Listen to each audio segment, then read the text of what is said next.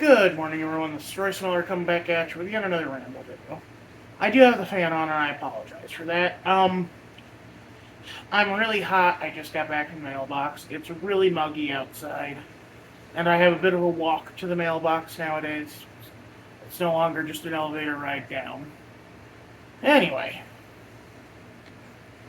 uh, sometime around high school, I started having these weird pangs where I was realizing that media that I loved was going away, and I couldn't find a way to capture it without spending a lot of money.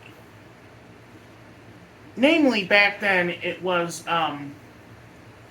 Batman the Animated Series and Batman Beyond. Return of the Joker. Mind you, this was before I realized there was such a huge presence for Batman Online. You know, I just knew he was popular. I thought people preferred the Nolan films for years. Then in 2012 I realized, oh, everyone likes Batman. I'm not special. The ego death of the fanboy. Anyway, I was really excited when I found out I could rent Batman Return of the Joker and Batman Mask of the Phantasm on my Xbox 360 for pennies on the dollar. Like, you know, a rental from Captain Video was $5, $6, maybe $10 if it was a Blu-ray. Captain Video really hung in there. Captain Video outlasted, like, mind you, Captain Video was a local place in London, but Captain Video outlasted frickin' Blockbuster. That is impressive. Anyway. And so I watched them and was really excited to see them again. It felt like I was, you know, like I had tapped into my childhood for the first time in years. Back when I still was a child, you know, like 17 or 18. In 2011 or so. But now we are facing kind of an extinction event for a different kind of media. Video games. Specifically, like, IP games that no one's interested in. Or the rights have expired, and so you have to have two separate companies kind of come together to you know, get that video game remade again. One that I thought that I would never see make it back to consoles was Marvel vs. Capcom 2, which I remember playing at the arcade in the Mall of the Bluffs arcade. Or at the arcade in the Mall of the Bluffs. Blech. I'm tired. Seeing that come back in a few weeks is, you know, really does the heart good. Maybe not my heart. Maybe I should get out more and exercise. But your heart, it might be for. Plus, you know, you have Punisher, which is apparently a really good beat-em-up. You have X-Men versus Street Fighter v X-Men or whatever it's called. You have the X-Men arcade game. Like, a ton of classic arcade games getting ported to that system. And then, of course, you have the Simpsons arcade game, which unfortunately hasn't been ported to a home system since the original Xbox. But it's pretty easy to emulate arcade games, so if you go to Abandonware or whatever, you can probably find a decent. That's actually how I played Rastan, was going to, I think it was called Abandonware or whatever, and you could just play Rastan in your browser. One of the best sword and sorcery games of all time. Just right there. And then, let's see. Oh, Epic Mickey is coming out soon, and I considered that one lost, because it was specifically for the Nintendo Wii. You couldn't, or, you know, I figured there's no way you could program those peripherals to normal buttons, but apparently they did, and now that's coming out on all the next-gen consoles. I wish it'd come out on PS4, but I will happily play it on PS5. For you, my lovely audience. Anyway, now we're going to get into video games that you can't really find anymore because, like I said, either IP or just lack of interest. So first off, we have Splatterhouse. Now, and these are most of these are going to be games that I own. just because I collected them because I wanted to have them in my hands, just in case. And I do have an Xbox 360 over there that my brother gave me. He says it's technically for our little cousins, but our little cousins have actual next-gen hardware and don't need the ancient dinosaur console from 2008, 2009. Anyway, so Splatterhouse. Based on the original arcade game, this is a fascinating thing. Has the original game in it, even, as an unlockable that you can play. The mask is voiced by Jim Cummings, which is amazing. Like, having the guy who's responsible for, Tigger, Pooh, Darkwing Duck. Honestly, like, his Splatterhouse voice is closest to Negaduck from Darkwing Duck, the evil Darkwing. So, like, just cussing and making really morbid jokes. Really cool and fun. I actually wanted to get this autographed by Jim Cummings when he was at Anime Iowa, but alas, the stars didn't align and I didn't end up going. Jim Cummings... Wait, was Jim Cummings even in anime? Yeah, he was a voice in a couple Ghibli movies, I think. Bloody, brutal, monster violence, hardcore gore, devastating weapons, extreme horror, gruesome splatter kills, killer metal soundtrack including Mastodon, Lamb of God, Five-Fingered Death Punch. Unlock all 3 original Splatterhouse games. Story by comic writer Gordon Remy. Necronauts and Judge Dredd. Holy cow! I watched Bryn Daniel play this, and it's kind of interesting because, like, one of the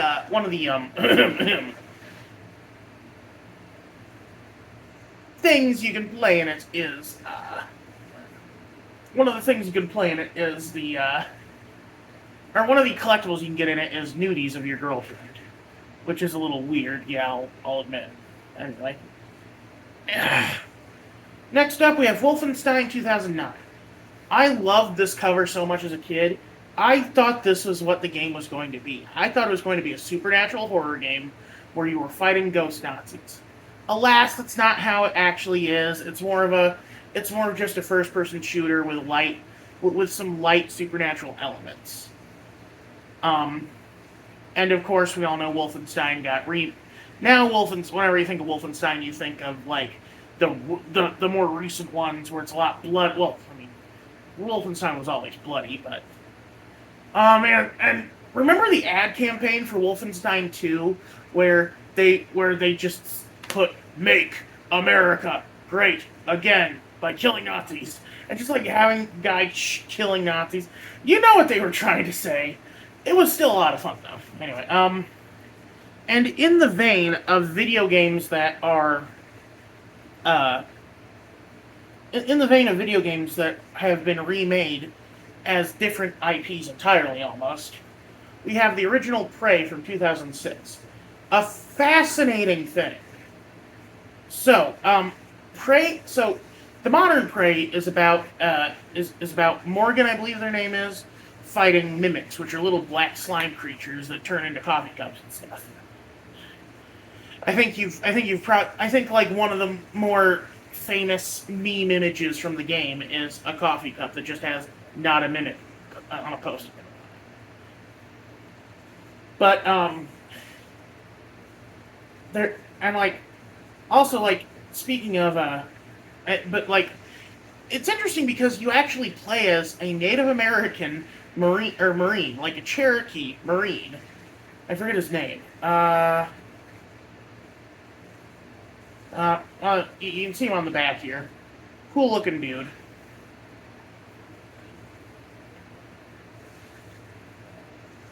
And it's very cool. It's a very intense game because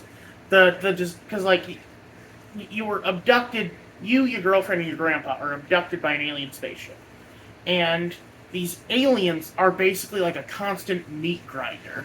They are like killing anything they harvest from a planet, and turning it into just like DNA slurry to feed their hive and to make more monsters from. Your grandfather gets or gets within the first like 10 minutes of the game, and then his ghost teaches you astral projection powers. You know, I give you credit for having a Native American protagonist, but did you actually have to go with kind of that spirit shaman thing? Still, though, it's a fun game with a great soundtrack. It's got Don't Fear the Reaper and, what's the other one? You Got Another Thing Coming. Also, like Splatterhouse, you actually have to kill your girlfriend, unfortunately. Her torso is grafted onto the body of a monster. And so she's begging you to help her while this, like, giant four-legged beast is stampeding towards you. It's kind of like Fallon from Dungeon Meshi, if any of you saw that. But, like, it's such a different game from the new Prey that it's honestly weird to see. And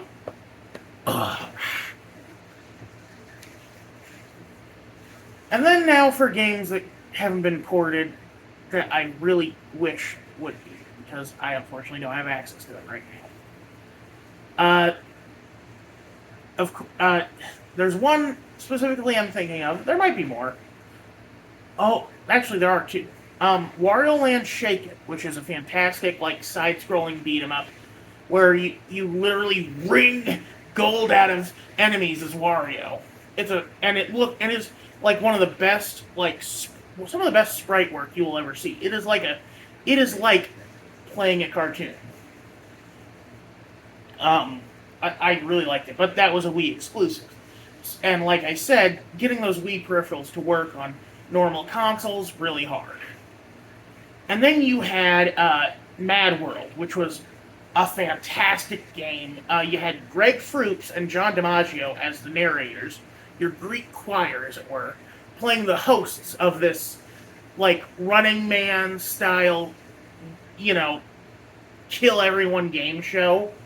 And your character, Jack Kamen, was there to rescue his girlfriend from evil people or whatever. So it might not have been rescuing his girlfriend. It might have just been like he got locked up in there and he needs to break out. And so you're given like a chainsaw and you have to just tear your way through it. The game is in black and white except for the blood. This is insane for a Wii game. Just this very stylized, gory mess, like cel-shaded. It's gorgeous to behold, but it's very violent. It's like a Frank Miller comic, but good. Suck it, Sin City fans. Anyway, we have one more game that I don't have that I want to talk about. Oh, well, actually, two more games that I don't have that I want to talk about. The first two I'll mention quickly. There are two Xbox arcade games that I wish got ported to new consoles. Clone and Clyde, which was just a fun side scroller where you literally were playing as clones of yourself and trying to find your way through a secret lab to break out of it. And then Marble Ultra Blast, which was a fantastic, like, kind of a platformer, I guess, but you play a marble and you roll around these obstacle courses, and it looks cool. It looks really good, very surreal, and it's got this gorgeous soundtrack. Just wow. Excuse me. Anyway, I have and Gotham City Imposters, which is a team shooter like Overwatch or Team Fortress 2, but you're playing as a character you make based around a gang that worships Batman or a gang that worships Joker. And they even mentioned, like, I remember from playing the demo for this, that the guys even mentioned, like, well, you see, we don't have access to the billions of dollars Batman does, so we can't afford non-lethal options, so we're just going to use guns. That was funny. Oh, and then you had Infamous Festival of Blood. I just keep thinking of ones off the top of my head, I'm sorry.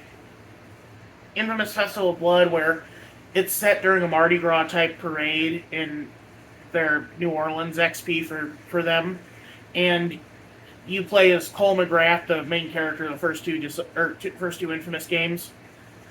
I said it was Infamous Vessel Blood, right? I didn't say Dishonored, did I? That's Infamous Vessel Blood. So you have your electric powers, but you get infected with vampirism.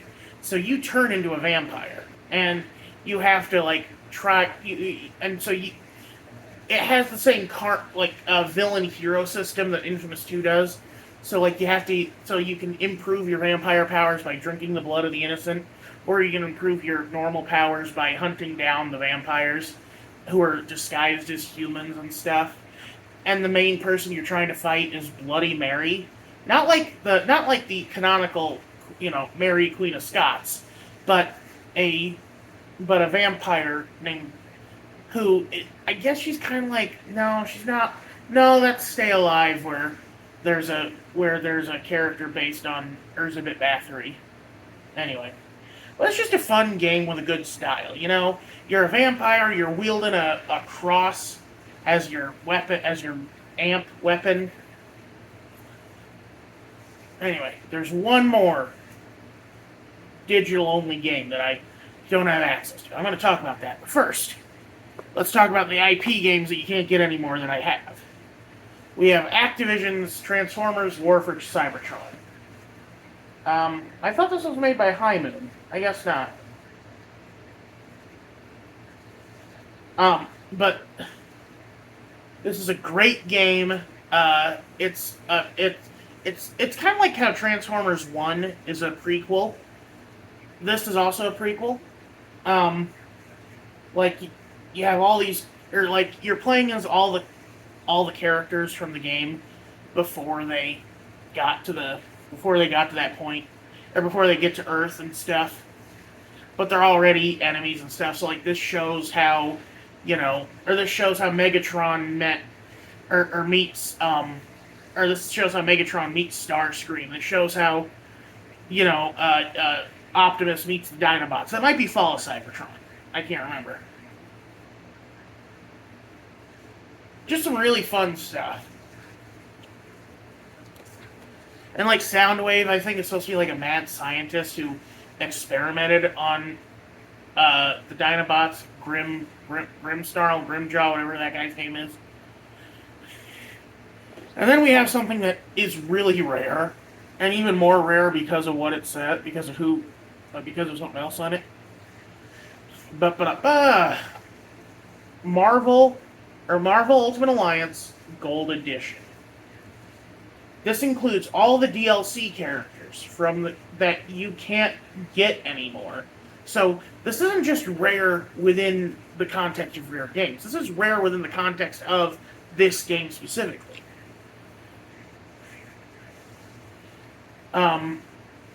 I got this 2 years ago.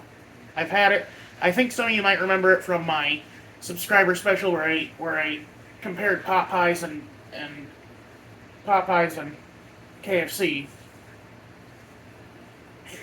It's basically like Diablo, where it's kind of like a looter game where you're way back up, where the camera's way back up. But what makes it is the characters. You have, like, let's see. So Magneto, Hulk, and Venom are all add-ons to this game. The rest of the people here are normal.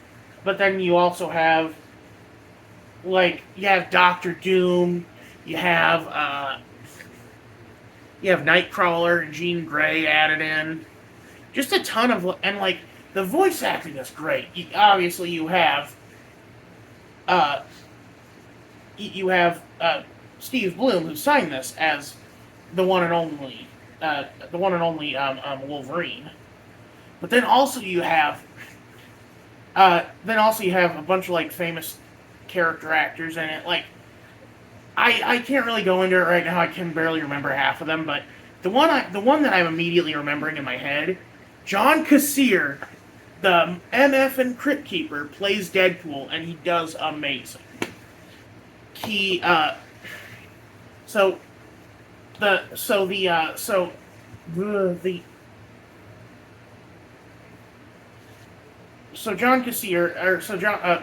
Deadpool's whole thing is that he has cancer that's being barely kept at bay by his healing factor.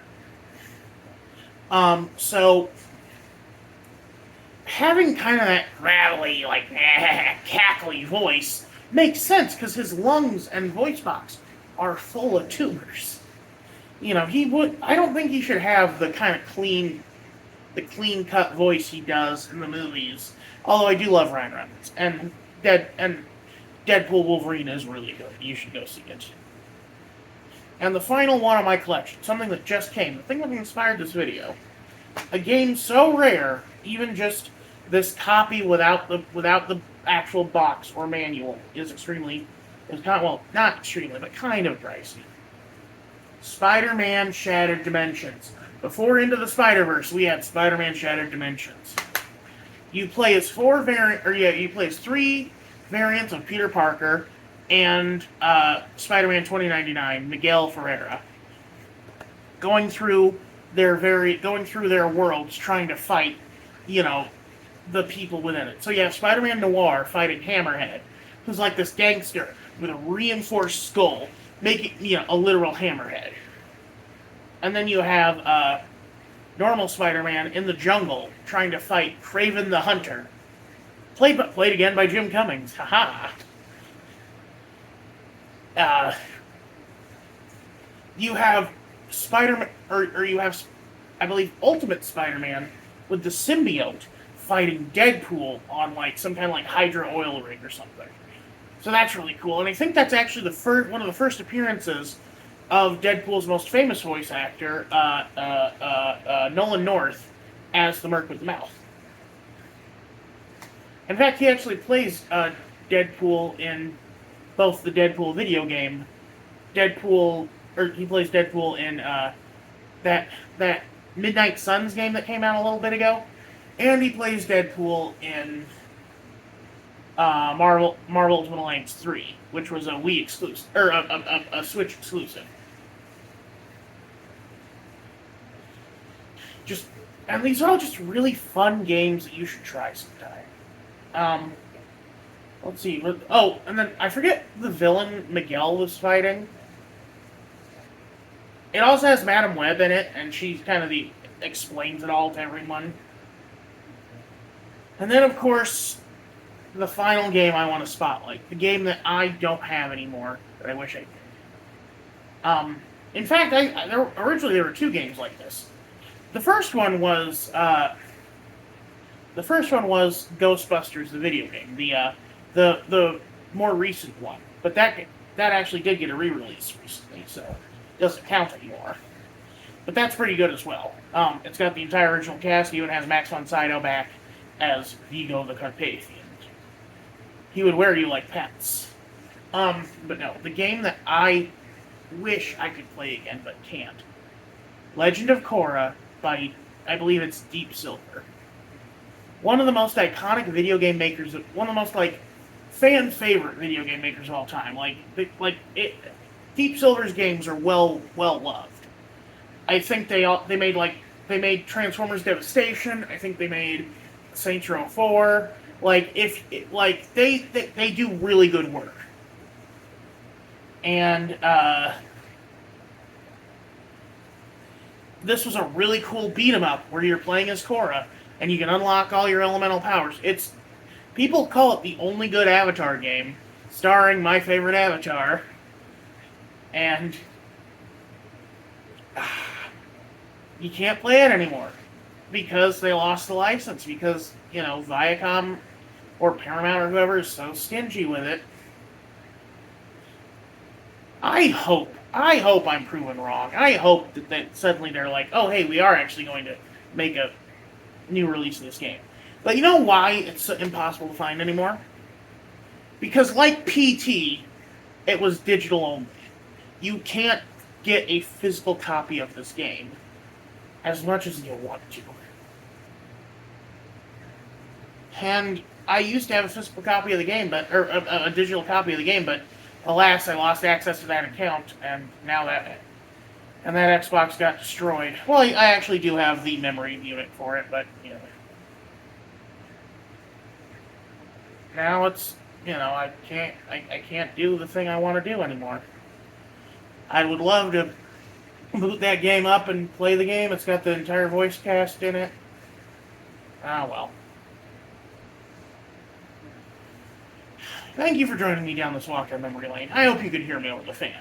Sorry, you have no idea how sweaty I was before the start of this video. Like, I had a long weekend where I sweat a bunch. I need my cool weather. I need my cool... I'm basically doing like a frickin', I'm terraforming my room here, turning it back into an Arctic wonderland for myself. Because I turned off the AC because I didn't want to waste didn't want to burn it out while I was gone. Anyway, y'all have a good one. This is Royce Miller. I'm outie.